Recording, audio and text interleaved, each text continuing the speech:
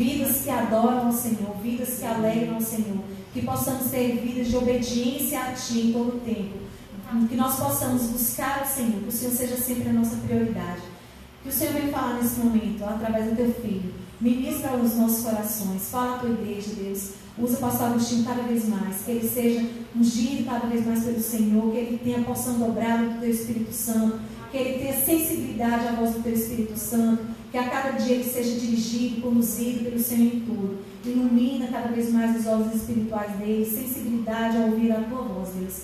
E nós louvamos ao Senhor pela vida dele, por tudo que o Senhor tem feito nesta igreja.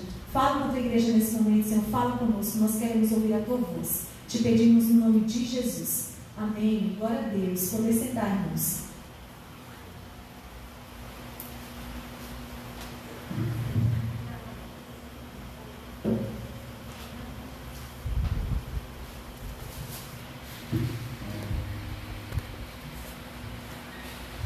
Graças e paz a todos. Como prometido, né? O estudo de hoje é sobre vida após a morte, né? Esse assunto é um assunto que muita gente tem conjecturado muita coisa, tem falado muita coisa. Porém, assim, a maioria são coisas que as pessoas criam, que elas pensam, e quando a gente olha essas coisas que as pessoas pensam, que as pessoas criam, doutrinas que elas criam, a gente vê que o que tem de gente confuso a respeito desse assunto em toda a Terra, que é uma coisa assim por demais. Esse é um dos assuntos que mais intrigam as pessoas, né? Será que existe mesmo vida após a morte? E como será essa vida após a morte? Os irmãos que quiserem anotar, não tem necessidade de anotar agora, porque a gente está gravando e vai estar o vídeo lá e vocês podem depois gravar direitinho, anotar direitinho, né? Mas será que existe mesmo vida após a morte? Algumas religiões e alguns filósofos tentam responder essa pergunta, né? Por exemplo, o Testemunho de Jeová, ele diz que após a morte, o nosso espírito vai ser aniquilado, tirando os 140 mil que são, na ideia deles, são salvos, o restante serão aniquilados, né? Já os espíritas creem na reencarnação. Um espírito que ele deixa o corpo, deixa essa vida, aí volta em outra vida, em outro corpo, em outra família, e isso para continuar o processo de evolução. Caso o espírito, a pessoa tenha sido boa, isso eu estou falando na ideia deles, né? Caso a pessoa tenha sido boa, caso a pessoa tenha sido uma boa pessoa quando viveu aqui, ele evolui, mas caso ele não foi uma pessoa boa, tá? Ele volta para poder passar de novo por essa vida, por outra vida no caso, né? Para evoluir aqui como ser humano, tá? Algumas doutrinas acreditam que as pessoas podem renascer em corpo animal ou corpo vegetal. Isso na Índia especificamente, existem 3.600 religiões. 3.600 religiões. E o cristianismo é a religião que eles não aceitam, de jeito nenhum, né? Mas no hinduísmo, por exemplo, os hindus, eles dão em Deus a vaca, né?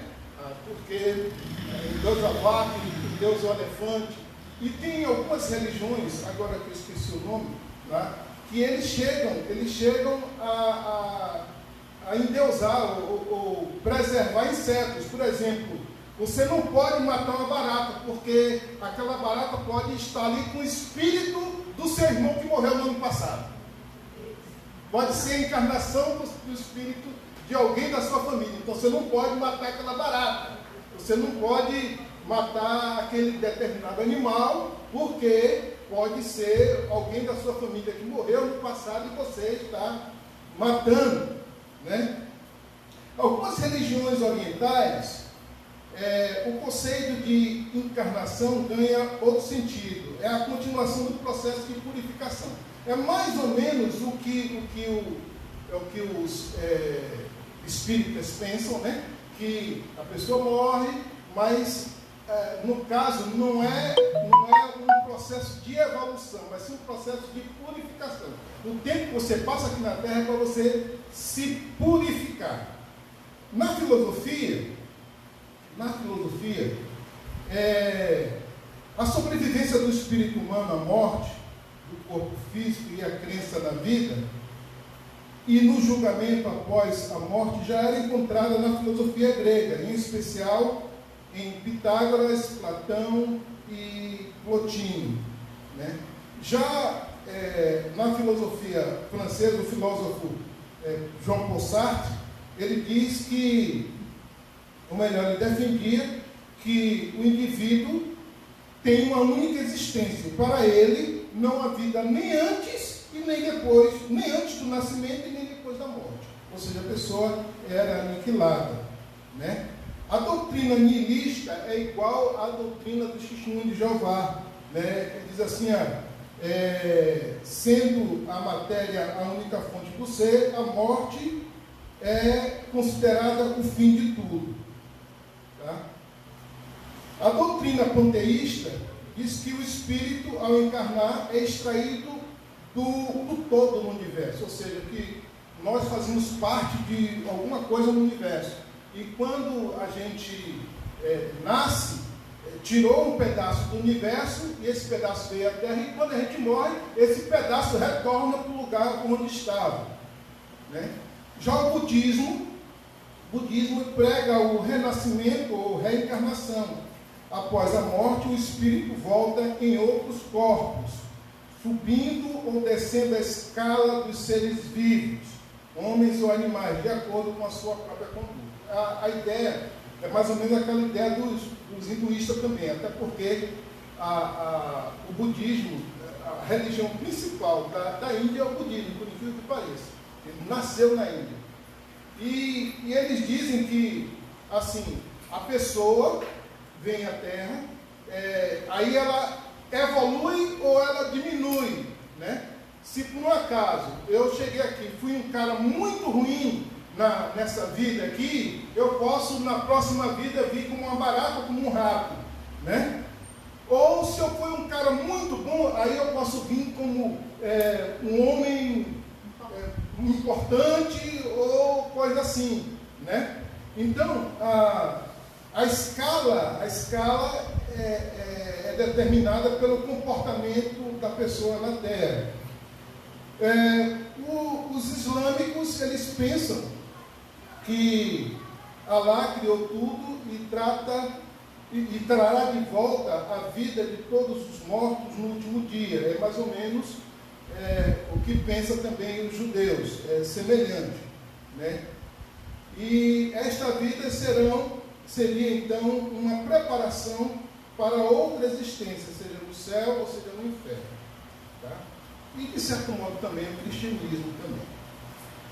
A Igreja Adventista do Sétimo Dia, ela diz que ao morrer as pessoas dormem profundamente até o momento da ressurreição. Então, assim, a pessoa morre, aí tem a questão do sono da alma. A pessoa só vai acordar, a pessoa fica dormindo no estado de sono, e só vai acordar quando Jesus voltar e que houver a ressurreição.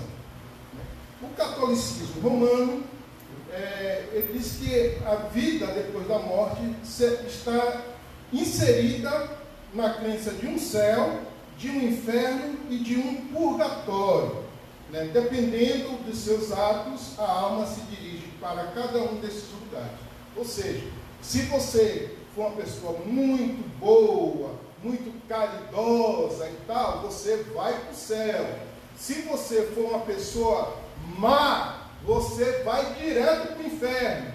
Agora, se você for uma pessoa mais ou menos, você vai para o purgatório e ali vai passar um tempo ali purgando os seus pecados para que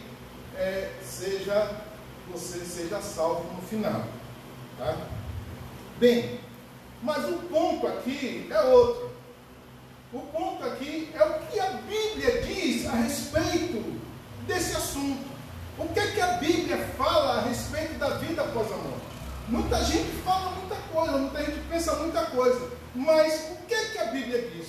O que é que a Bíblia nos afirma e nos ensina a esse respeito? E é justamente isso que nós vamos trabalhar aqui esta noite. Quero dizer para os irmãos que, a depender, eu vou tentar ser rápido aqui, e os irmãos fiquem à vontade no final para fazer os seus questionamentos. Tem algum questionamento, alguma pergunta, algum esclarecimento? Eu não sei tudo não, mas o que eu puder, a gente vai esclarecer para vocês.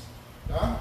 Então, podem começar a elaborar aí a proporção que for, passando, vocês podem elaborar e guardar para o final a gente ter uns 10 minutos aqui de perguntas e respostas.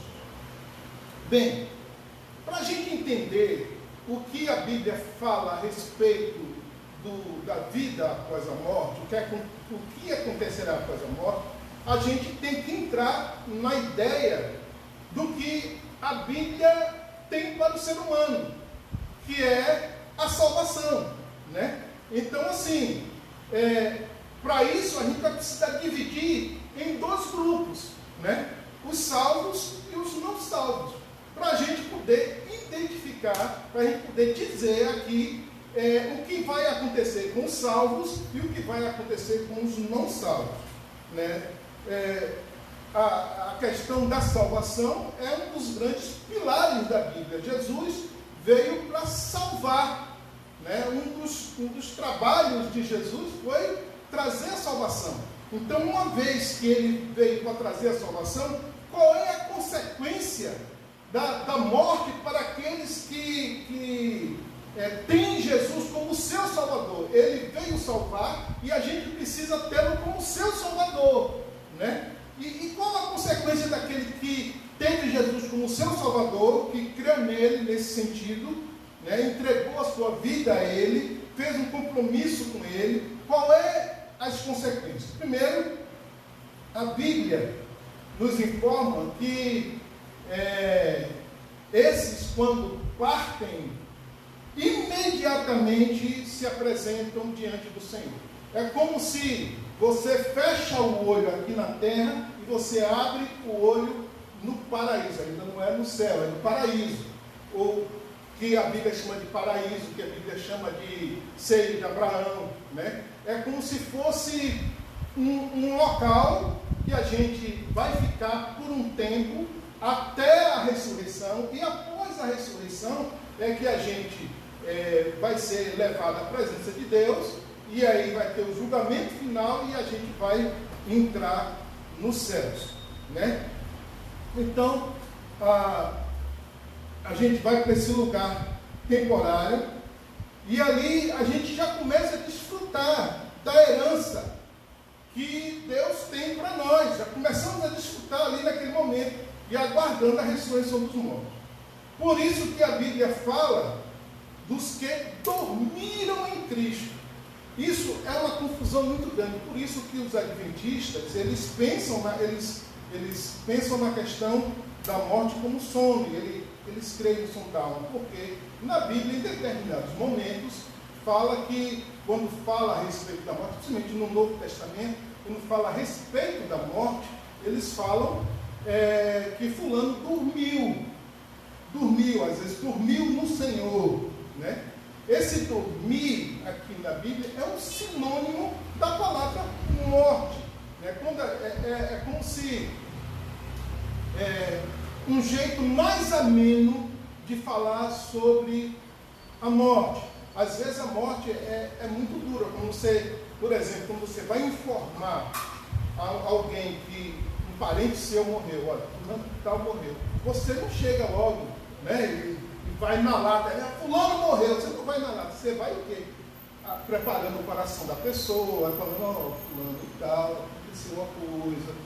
Você vai falando de um modo mais ameno, né? É mais ou menos isso que a Bíblia tenta fazer quando fala a respeito da morte como o sono. Por exemplo, em João 11:11, está falando, é o texto que fala sobre a ressurreição de Lázaro, e diz o seguinte: e tendo assim falado, acrescentou, Lázaro, o nosso amigo, dorme, mas vou despertá-lo do sono. Disseram-lhe, pois, os discípulos, Senhor, se dorme, ficará bem.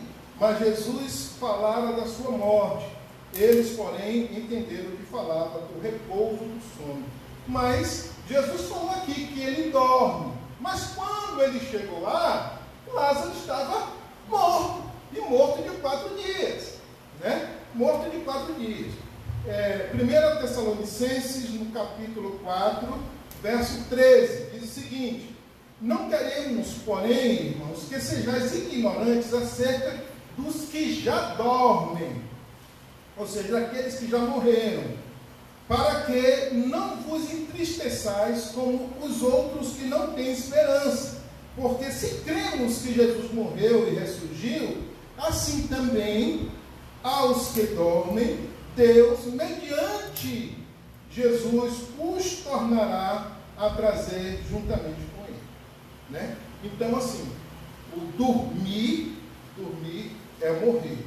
Né? Na Bíblia, por causa da nossa segurança em relação à salvação, é que se fala muito essa palavra dormir. O corpo, ele adormece e vai para a sepultura, e o espírito é despertado na presença do Senhor. E isso quer dizer que os cristãos salvos já começam a desfrutar as alegrias dos céus imediatamente após a morte. Né? Tem aquele texto clássico, né? Que quando o malfeitor da cruz, né? Jesus foi crucificado do lado de 2 malfeitores. Um deles zombava de Jesus: olha, se você realmente é o Cristo, desça da cruz e tira a gente também, livra a gente desse problema. Mas o outro não, o outro questionou e disse: Senhor, lembra-te de mim quando estiver no teu reino. Jesus disse a ele: em verdade te digo que hoje mesmo estarás comigo no paraíso. Ele não disse amanhã, não disse depois de amanhã, disse imediatamente, hoje mesmo estará. Né? Na Bíblia, na versão que os adventistas usam, tem uma vírgula, né? Eles acrescentaram uma vírgula, e o texto lá ficou assim: em verdade te digo hoje, estarás comigo no paraíso. Entendeu? Aí muda completamente, a vírgula muda completamente o sentido do que a Bíblia está dizendo. Né? E a palavra de Deus diz que a gente não pode acrescentar uma vírgula sequer. Né? Então, assim, os cristãos começam imediatamente a desfrutar das alegrias do céu. A gente vê isso, por exemplo, em Atos, no capítulo 7, versos 59, quando houve o apedrejamento de Estevão. Estevão estava sendo apedrejado ali, né? E diz o seguinte, o texto: apedrejavam, pois, a Estevão, que orando dizia: Senhor Jesus, recebe o meu espírito. E pondo-se de joelho, clamou com grande voz: Senhor, não lhes imputa esse pecado. Tendo dito isso, adormeceu, morreu. Né? Então, você vê que ele já viu o céu aberto, e já viu Jesus lá, sentar à direita de Deus, e ele já se entregou a Jesus, entregou o espírito dele a Jesus. Né? E ele não estava dormindo, e Jesus também não estava dormindo. Tá? Lucas 23, 42 diz: então disse Jesus: lembra-te de mim quando entrares no teu reino. E Jesus respondeu: em verdade te digo, hoje estarás comigo no paraíso. É o texto que a gente acabou de comentar há pouco tempo. Ou seja, fechou o olho aqui, abriu o olho do outro lado. Outra coisa importante outra coisa importante a gente salientar. As pessoas que estão no paraíso, os crentes que morreram e foram para o paraíso, se apresentaram diante de Jesus, não estão paradas, elas estão em atividade, já estão em atividade, apesar de ainda não ter passado pelo julgamento, apesar de ainda não ter entrado no céu de maneira definitiva, né? Já trabalham ali, têm uma atividade. Olha o que diz Apocalipse 7,13. Diz o seguinte: e um dos anciões me perguntou: estes que trajam as compridas vestes brancas, quem são eles e de onde vieram? Respondi: meu Senhor, tu sabes. Disse-me ele: estes são os que vêm da grande tribulação, e lavaram as suas vestes e as branquearam no sangue do Cordeiro.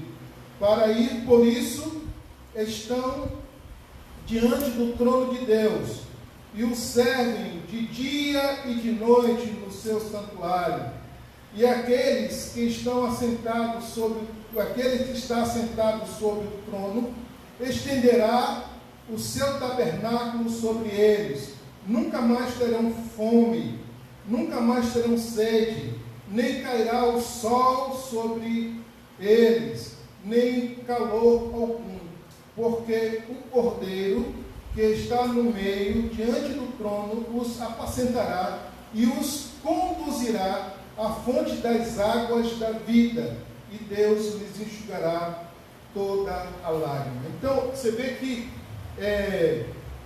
eles estão aqui, estão diante do trono de Deus e o servem de dia e de noite. Ou seja, está servindo, estão em atividade, não estão dormindo, não estão parados lá. Eles estão lá no paraíso, servindo ao Senhor, já com o Senhor Jesus. E quando Jesus voltar? Quando Jesus voltar, os nossos corpos serão ressuscitados e glorificados. Aqueles que morreram antes da volta de Jesus, esses vão ser ressuscitados, né? E vão encontrar com Jesus nos ares, vão ser levados. E vão ressuscitar primeiro.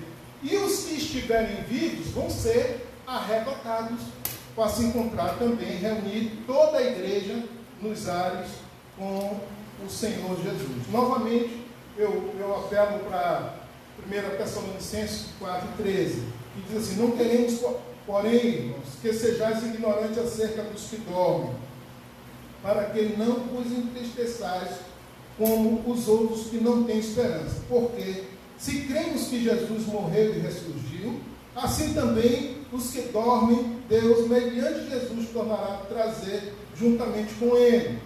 Dizemos, pois, isso pela palavra do Senhor, que nós, os que ficarmos vivos para a vinda do Senhor, de modo algum precederemos os que já dormem. Porque o Senhor mesmo descerá dos céus com grande brado, com voz de arcanjo, ao som da trombeta de Deus, e os que morreram em Cristo ressuscitarão primeiro. Depois nós, os que ficamos vivos, seremos arrebatados juntamente com eles nas nuvens, ao encontro do Senhor nos ares, e assim estaremos para sempre com o Senhor. Para a gente entender um pouquinho mais aqui, eu só vou colocar esse texto no contexto dele.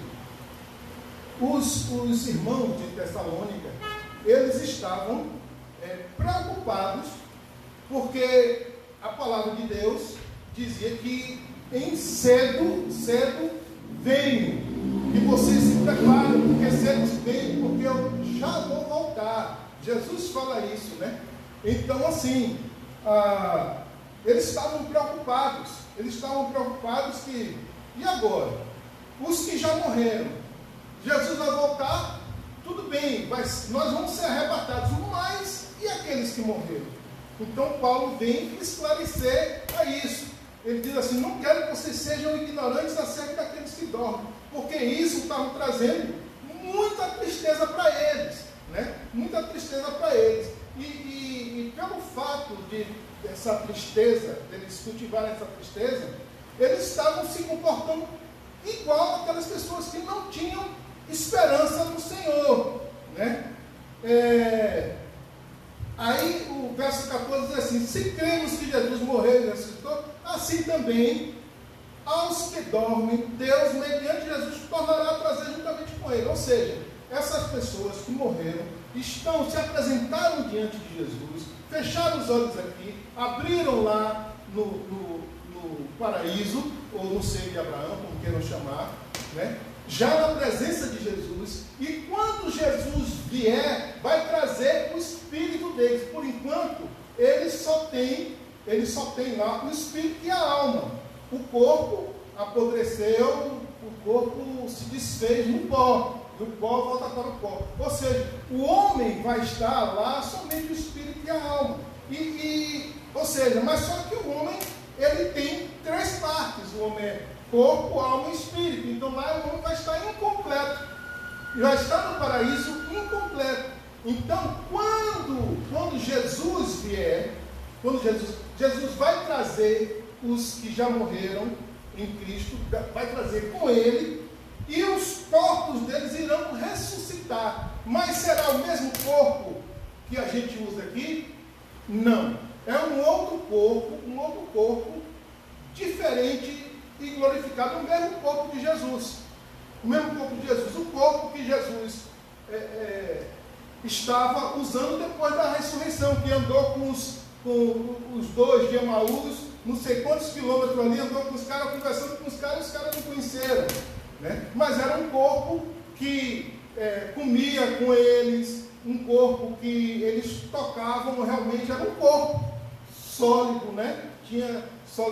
Era um corpo sólido, não era nada. E quando ele subiu, o corpo dele foi glorificado, né? E com a gente será a mesma coisa. Nós receberemos um corpo semelhante ao corpo de Jesus, né? A gente vai subir dessa forma. Então Paulo está explicando aqui para os de Tessalônicos, e ele diz assim: olha, de maneira nenhuma nós, os que estamos vivos, vamos preceder os que já morreram. Os que morreram vão ser ressuscitados primeiro. Depois, isso vai ser fração de segundo, né? Porque Jesus diz que como um relâmpago sai do Oriente e morre no Ocidente, assim será a vinda do Filho do Homem, né? Vai ser tudo muito rápido, né? Mas depois disso é que nós seremos arrebatados, e nesse arrebatamento o nosso corpo já vai ser transformado também, né? Para encontrar com o Senhor nos ares, né? E isso acontecerá com voz de arcanjo. Jesus ali com voz de arcanjo. Por que ele fala com voz de arcanjo? Porque Jesus vai dar uma ordem. Quando Jesus chegou diante do túmulo de Lázaro, Jesus deu uma ordem: Lázaro, sai para fora. Quando ele foi ressuscitar a filha de Jairo, Talita cumi, ou seja, menina, se levante. Quando ele foi ressuscitar o filho da viúva de Naim, ele tocou no esquife e mandou que o rapaz se levantasse, entendeu? Ou seja, ele deu uma ordem.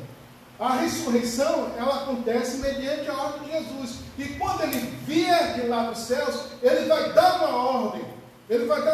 E aí nessa ordem os corpos sairão dos túmulos e vai se encontrar, e o mar vai dar as suas vidas, os seus corpos, né, que estão lá, e todos os que morreram em Cristo vão se encontrar com ele nos céus. Bem, agora o outro grupo, né, o grupo dos não salvos. Os grupos dos não salvos. Esses, infelizmente, vão para o lugar de sofrimento. A gente vê lá em Lucas 16, a parábola do rico e do Lázaro, né? É uma história que Jesus contou, uma história paralela que Jesus conta, né? A respeito do que acontece após a morte. E a partir do verso 22 diz assim: veio a morrer o mendigo e foi levado pelos anjos ao seio de Abraão, paraíso, como a gente tem falado aqui. Morreu também um rico e foi sepultado no inferno. Aqui nessa versão diz inferno, outra versão diz no Hades, que é como se fosse um inferno temporário também, né? Mas não deixa de ser um inferno. Assim como tem o paraíso, que é um céu temporário, existe também o inferno, o Hades, que é um inferno temporário. E as pessoas, assim que fecham os olhos aqui, abrem lá no Hades, né?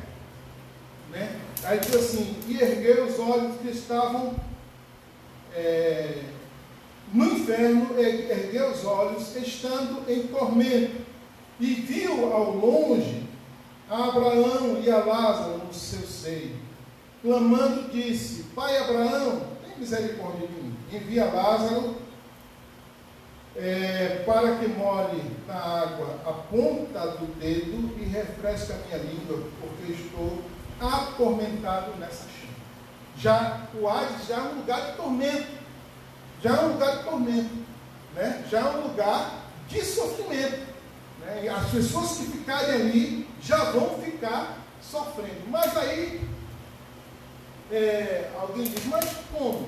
Se ainda os mortos não ressuscitaram, ainda não tem corpo, é só o espírito. Isso é uma coisa muito difícil da gente desvendar. A Bíblia não fala a respeito disso, de como realmente é. Mas o fato é que a Bíblia descreve que é um lugar de tormento, um lugar de muita dor, um lugar de muito sofrimento. O espírito, ele vai estar em lugar de sofrimento. E a alma também. A alma vai estar junto com o espírito, num lugar de sofrimento. Tá? E a figura de sofrimento que é usada é uma figura terrível, como se a gente estivesse sendo assado vivo, estivesse na fogueira, igual como faziam antigamente lá no tempo de Nero, que pegava as pessoas, mergulhavam no piche e ele tocava fogo nas pessoas, e as pessoas tocava fogo, queimava viva ali, né? E essa figura ali do Hades, do inferno temporário, a gente compara a tipo assim: o cara chegou ali, foi cometer um assalto e atirou em uma pessoa, matou uma pessoa.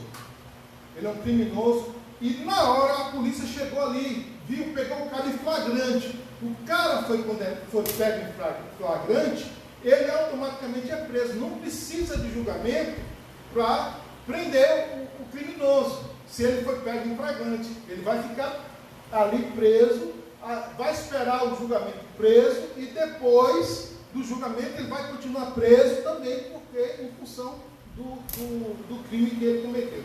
E se o crime que ele cometeu for uma coisa pequena, ali no caso da nossa lei, né, a prisão dele já foi cumprida, né, muitas vezes. Mas na maioria das vezes o cara vai continuar preso, né, vai ser transferido para uma penitenciária, vamos dizer assim. De sorte que a figura que é usada aqui é mais ou menos a mesma coisa.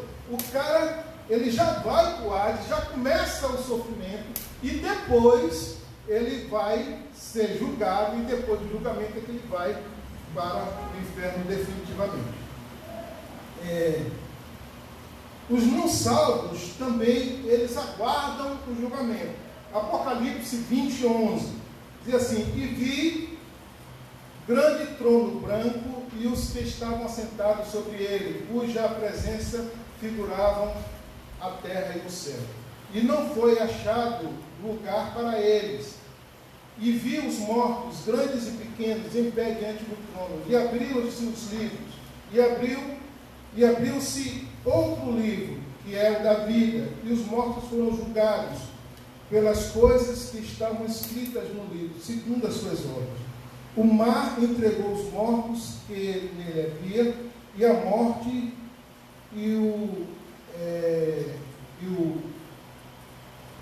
a morte e o além entregaram os mortos que neles haviam, e foram julgados, cada um segundo as suas obras, e a morte e o inferno foram lançados no lago de fogo.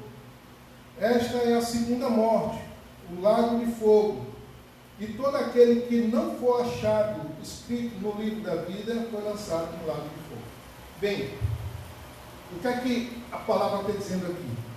Simplesmente que vai haver um livro, tem um livro, o livro da vida, e o seu nome precisa estar escrito lá nesse livro. Se o seu nome não estiver escrito nesse livro da vida, você vai ser, você que estava ali passando o julgamento, vai, ali na questão, estava no Hades, e o Hades vai ser jogado no lago de fogo e enxofre, ou seja, vai ser jogado no inferno eterno. Então, aí que ele diz aqui, esta é a segunda morte, o lago de fogo, né? É um local que o Senhor Jesus, o próprio Senhor Jesus descreve que é um lugar que, onde há choro e ranger de dentes, que o verme nunca morre. É como se nunca mais, diante da eternidade, as pessoas não vão parar de sentir dor e não vão parar de sofrer. É um sofrimento eterno. É um sofrimento eterno.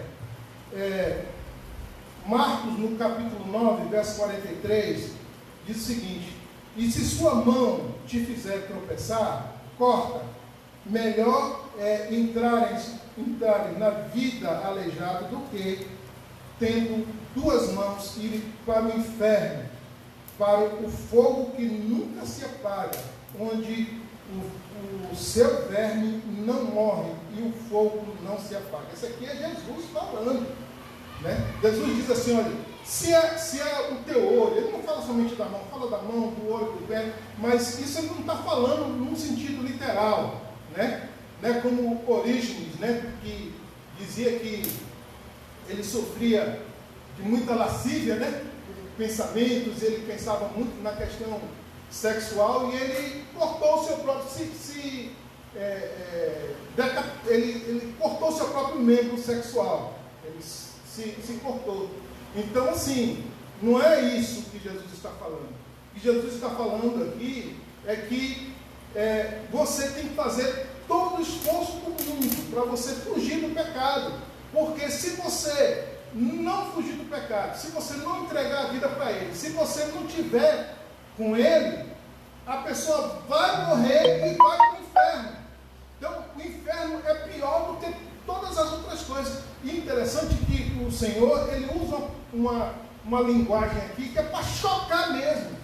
Ele usa a linguagem para chocar, para bater forte, para que as pessoas entendam, olha, existe um inferno sim, o inferno é um local, ele existe. E ele é assim, desse jeito, é sofrimento. Então, vê se para de fazer as coisas, entrega-me aqui, o único jeito de sair disso é vir Jesus, não tem outro jeito, não tem santo, não tem filosofia, não tem pensamento, não tem religião, não tem nada que liga para o homem do inferno. E nós não merecemos nada. Muita gente, não, porque eu não mereço, eu sou uma pessoa tão boazinha, eu não mereço isso. Merece pior. Todos nós merecemos o inferno, porque nós somos pecadores. E o salário do pecado é a morte. Morte e morte eterna. Então a gente não tem saída, exceto através de Jesus. Se não for através de Jesus, não tem outro jeito, né? Então o Senhor, ele usa palavras fortes para justamente sacudir as pessoas, para as pessoas saírem dessa possibilidade de ir para esse lugar terrível. A Bíblia, ela é muito clara quando ela fala que existe o céu e existe o inferno, e que a gente não tem outra opção.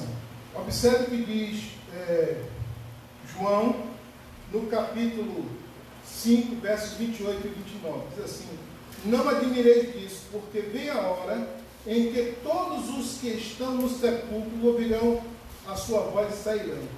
E os que tiverem feito bem para a ressurreição da vida, não é feito o bem, porque eu fui bonzinho, porque eu dei esmola, não é isso que ele está falando. Os que tiverem feito bem para a ressurreição da vida, né? E os que tiverem praticado o mal, para a ressurreição do juízo. Eu não posso de mim mesmo fazer coisa alguma. Como ouço, assim julgo. E o meu juízo é justo, porque não procuro a minha vontade, mas a vontade daquele que me enviou. Ou seja, ali naquele momento, né, o que tiver praticado o mal, ou o praticar o mal aqui, é o que? Não ter tido um encontro com Jesus, não ter se livrado do pecado, porque Jesus, ele veio para nos livrar do pecado de 3 formas. Primeiro, ele veio nos livrar do pecado que nós cometemos. Depois ele veio para nos livrar do poder do pecado. E depois ele nos livra, quando a gente for para o céu, ele nos livra da presença do pecado na nossa vida. Né? Então a gente vai ser glorificado e a presença do pecado não vai ter mais na nossa vida. Então assim, são as duas vertentes que tem. Ou você, após a morte, segundo a Bíblia, nós não estamos falando nada aqui da nossa mente, do nosso conhecimento. Estamos falando aqui a respeito da Bíblia. É Bíblia, o que a Bíblia diz. E se a Bíblia é a palavra de Deus, se a Bíblia é a verdade, se a Bíblia merece crédito no seu coração, é importante que você creia e se ajuste nisso. Entendeu? Entenda que a coisa aqui não é brincadeira. Não é algo que, mas eu acho que Deus não é assim, não. Então vá para a Bíblia. Vá para a Bíblia, porque a coisa é muito séria. E o tempo é curto. O tempo é curto. Os justos vão ressuscitar e os ímpios também vão ressuscitar na segunda ressurreição. Vai haver 2 ressurreições. A primeira ressurreição vai os justos com Deus, com Cristo para os céus. Na segunda ressurreição vai os ímpios, né? Aqueles que morreram sem Cristo, aqueles que não entregaram a sua vida para Cristo. E todos vão se encontrar, vamos dizer, no salão do julgamento, né? E aí Deus vai encaminhar. Agora, para que é esse julgamento se as pessoas já estão, os que morreram sem Cristo já estão no Hades, e os que morreram com Cristo já estão no paraíso? Para que esse novo julgamento? Na verdade, assim, o Senhor, ele diz assim: quem crê está salvo, quem não crê já está condenado. Ou seja, o primeiro julgamento já é aqui. E esse primeiro julgamento basicamente a própria pessoa se faz condenado. Deus ele na sua justiça, ele vai salvar alguns e vai jogar alguns no inferno, na sua justiça. Mas muitos de nós iremos para o céu ou para o inferno. Nós já estamos nos condenando ou nos salvando a partir do momento que a gente crê ou não crê em Cristo. Se você não crê em Cristo, você já está se autocondenando ao inferno. Simples assim. Se você não entrega a sua vida a Cristo, você já está se autocondenando. Não tem outra saída, não tem outro jeito, não tem outra forma, não tem outra invenção, né?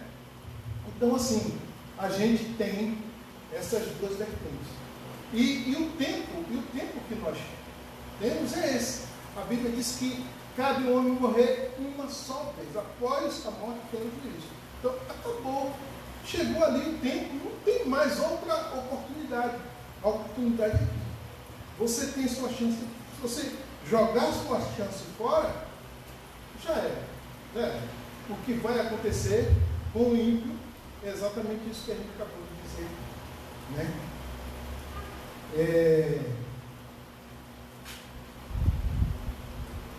Bem, basicamente eu já falei quase tudo, né? Aí alguém diz assim, mas Deus é bonzinho, Deus não vai mandar ninguém para o inferno não. Né? Aqui, 2 Tessalonicenses, no capítulo 4, a partir do verso 10. A partir do verso 4. De maneira que nós mesmos nos gloriamos de vós nas igrejas de Deus por causa da vossa consciência e fé em todas as perseguições a que suportais. O que é prova clara que o justo juízo de Deus, para que sejais hábitos por dignos do reino de Deus, pela qual também padeceis. Se de fato é justo diante de Deus, que Ele dê a paga em tribulação aos que vos atribularam. E a vós, que sois atribulados, alívio juntamente conosco, quando do céu se manifestar o Senhor Jesus com os anjos, o seu poder em chama de fogo, e tomar vingança dos que não conhecem a Deus e dos que não conhecem a Deus e dos que não obedecem ao Evangelho do nosso Senhor Jesus Cristo. Aqui não existe essa questão. Deus é justiça, meu amigo. Ele vai tomar vingança daqueles que não conhecem a Deus e daqueles que não obedecem ao Evangelho do nosso Senhor Jesus Cristo. Ah, mas eu sou crente de igreja tal. Ah, eu sou católico. Ah, eu sou de tal denominação. Meu amigo, se você não conhece a Deus e se você não obedece o Evangelho do nosso Senhor, se você acrescenta coisa, se você arruma história mais, se você segue filosofia, se você segue, é inferno, não tem saída, é vingança do Senhor na cabeça, sabe, não tem saída, ou Jesus ou nada, ou Jesus, galardão, prêmio, bênção, vida eterna com Jesus, ou inferno, sofrimento, ranger de dentes, choro eterno. Isso é o que a Bíblia fala a respeito desse assunto. Eu gostaria de abrir para perguntas. Às vezes tem alguém que tem alguma dúvida a respeito desse assunto, vida após a morte, e a gente está querendo responder. Alguém tem alguma questão? Alguma pergunta? Não demore não por causa da live, não ficar parado na live. Como? Não? Ninguém tem pergunta? Por exemplo, uma coisa que muito me perguntam. E as crianças? Por exemplo, crianças que foram abortadas, criancinha que morreu como bebê. Como é que é essa situação?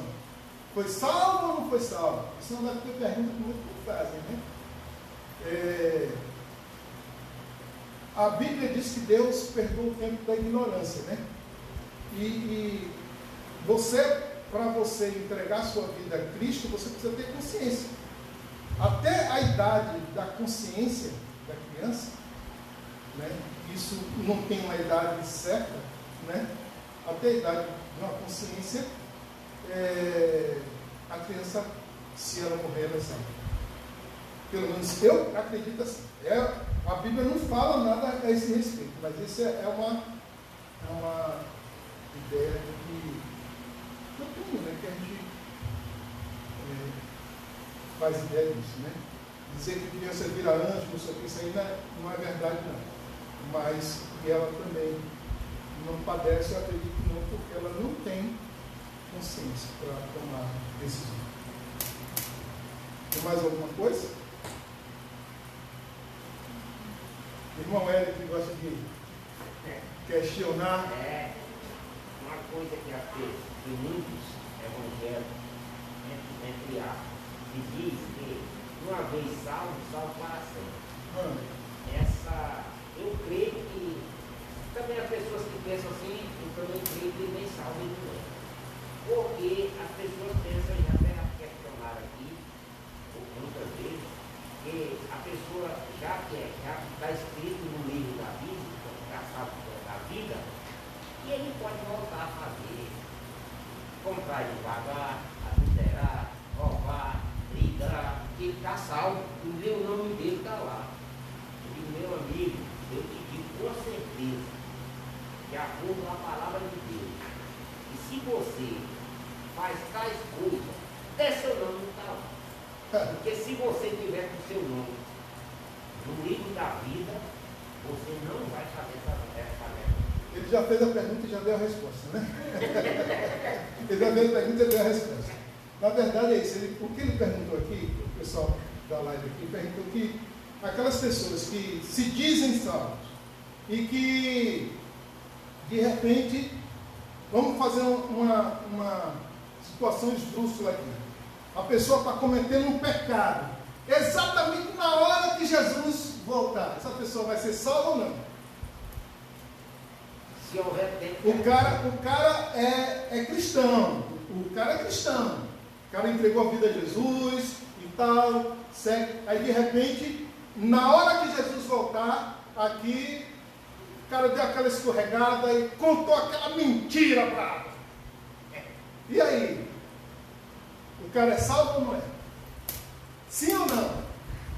Quem acha que sim? E quem acha que não? Levanta a mão aí, quem acha que sim? Ninguém se atreve a dizer que sim. Hein?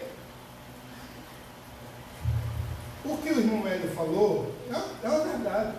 Uma vez salvo, salvo para sempre. Tá? Duas situações podem acontecer aqui, nesse fato que eu questionei. Primeiro, é que o cara ele pode pensar que é salvo e não ser salvo, e nunca ter sido salvo. Ou seja, porque o salvo, existem características da pessoa que é salvo. A pessoa sente o peso do pecado, qualquer pecado que comete, eita, mas pesa nas costas e tal. E aí, a pessoa tende a pedir perdão, a poder se purificar, pedir perdão a Deus. Por isso que é importante a gente sempre estar pedindo perdão a Deus, né, dos nossos pecados, mesmo aqueles que a gente não tem consciência de cometer. Então, a pessoa que está fora de uma característica dessa, que é a pessoa que mente compulsoriamente e nem se liga, não está nem aí para mentira, a pessoa nunca foi salva. Muitas vezes a gente está na igreja aqui, o cara está 50 anos na igreja e é o cara que mais procura confusão, é o cara que procura intriga dentro da igreja, é o cara que fica fustigando os irmãos, entendeu? Então, as características dessa pessoa mostram que ele nunca foi salvo, entendeu? As suas atitudes mostram que ele nunca foi salvo, mas ele pensa que é salvo. Então, assim, tem essa questão. O cara foi pego naquela hora que Jesus voltou e ele comete o pecado por uma questão de não ter nenhum pudor em cometer pecado, é porque ele não foi salvo e ele vai ficar mesmo. Agora, aquele que por um acidente, por uma situação, o cara é salvo. O cara é salvo, o cara entregou a vida a Jesus, mudou a sua vida e tal, as características estão ali e tal, mas chegou no dia da volta de Jesus. O cara Jesus pegou ele cometendo pecado, mas ele vai. Talvez ele vá e fique lá no final da fila, né, lá do céu, mas ele vai. Entendeu? Ficou claro? Né? Mas foi muito boa a sua intervenção. Mais alguma outra questão? Irmã Edicélia? Não? Então, qualquer outra dúvida, qualquer coisa que surgir, vocês que estão assistindo pela live, quem quiser, pode nos comentários lá, pode fazer as perguntas que a gente vai tentar responder a todos, vai tentar falar com todos e responder a todos. Ok? Que Deus nos abençoe. Deus aplique esse conhecimento no nosso coração. Semana que vem, quem vai estar aqui é o Peixinho. Filhinho de peixe. Meu filho, Marco. Ele vai vir porque semana que vem eu vou estar em Salvador com a irmã Cacilda, vou levar ela para fazer um exame lá. E não vou estar aqui, mas meu filho vai estar aqui e vai abençoar a vida de vocês, a vida daqueles que estão pela live também, muito bem. Porque, ao contrário do que ele diz, filho de peixe, peixinho é. Vamos orar.